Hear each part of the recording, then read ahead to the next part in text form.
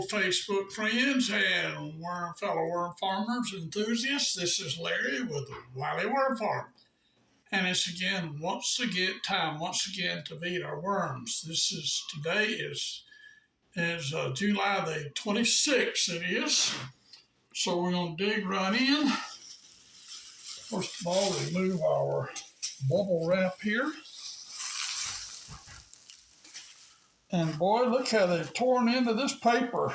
I'm going to put some fresh, I don't have any fresh paper out. I'll have to do that after I finish the video here. Put some fresh paper in here. And I see right now I'm going to have to put some more bedding in here. Now these worms are the ones I bought from Mimi's Worms on the 5th of June. I bought 1 pound of worms and put them in here. And I can see already with that bubble wrap, I'm telling you what, that bubble wrap has helped the moisture stay in. Thank God. Look at the worms here, folks. I got worms, and more worms. Bunches and bunches. Look at here at them. Look at the worms here. Gave them pretty good feeding a week ago. And it's time to feed again.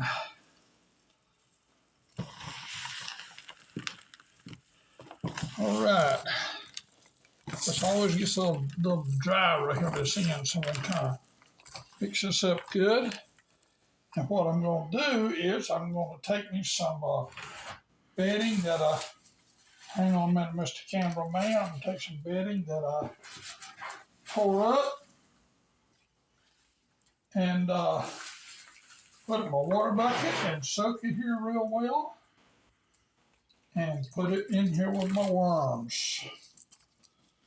Add a little more bedding, and this always has more. I got a corn husk in there too. That wasn't intended, but I got a corn husk there. Got a little bit more bedding here. What this is, folks, is this is cardboard and newspaper. I had a pretty good bit of bedding in here, and they have went through this bedding. They have eaten this cardboard.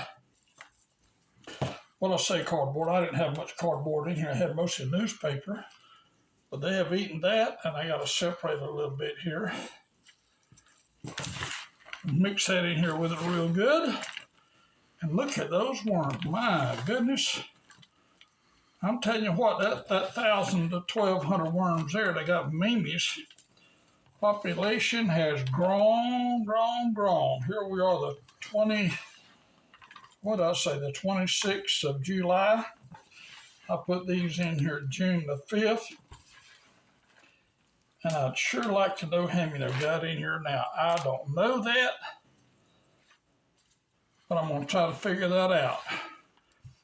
And it looks like I got good casting in here too, folks. You see that casting? Casting looks good. Worms look good. Everything looks good. And I had a problem with that black fly larva. And I took these things apart and I went through these and picked them suckers out one by one. And got them out. I'm going to try something a little different here. I've went to the farmer's market the other day, and this is dry here, dry corn husk.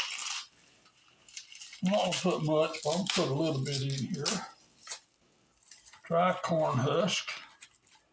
I didn't know whether or not to use that. That's what I got at the farmer's market, and I didn't know where to use that or not, but I saw somebody else using it, so I said, well, if they're going to use it, I'll give it a shot. I also went to a local restaurant the other day, and I happened to get to meet the guy who was the head cook there. It's kind of not a Waffle House, but kind of like a Waffle House. And I asked him to save me all the leafy vegetables he had, and he gave me a whole bunch of lettuce. And I put about 2/3 a head of lettuce in one of my bins. And a week later, I went back, and I was really surprised they had not eaten much of that. So this one's torn up, but this one's separated a little bit more, except for that one clog there. I'm going to take that apart there, too. Now, I hadn't been long taking this out of the freezer, so this is still frozen. And I have got some banana peels here somewhere. What do I do with my banana peels? I do want to. Oh, here they are over here. Mr. Cameraman, he's kind of silent, but he saw them, so he point them out to me here. Banana peels, and these are not frozen. I usually freeze them, but these are not frozen. But worms love banana peels. I wish I had some whole bananas frozen, but I don't. And I got one piece of in-sliced bread. I took it out of the pack, set on the counter this morning, and it's got a little hard on me. So what I'm going to do is I'm going to put a little moisture on this bread. Both sides of it here, get it moist a little bit, and put it in here with it. Now, worms love bread. I saw one video this morning that suggested worms are not too much on bread, but I beg to differ with that. I fed bread to my worms, and boy, I tell you what, when I go back and check on it, all of it is gone. I got a little bit more lettuce I need to cover up right there. That's some of my bedding there. All right, folks. Get this bedding up here. I need a little more bedding. I am very pleased with this bin today. Well, I had planned to wet it later and put my bubble wrap on later, but since the newspaper on top of it, I want to put a little bit moisture. Since the newspaper on top of it was so near gone, what I'm going to do is wait till the camera's off here, and then I'll put some more newspaper. We got a local shopper here, like a lot of communities do, and I use that shopper as my cover in my newspaper. I don't get a local newspaper, so I use that. All right, I got that done, and we're going to cut the camera off here in just a minute, but I want to conclude with a couple of thoughts.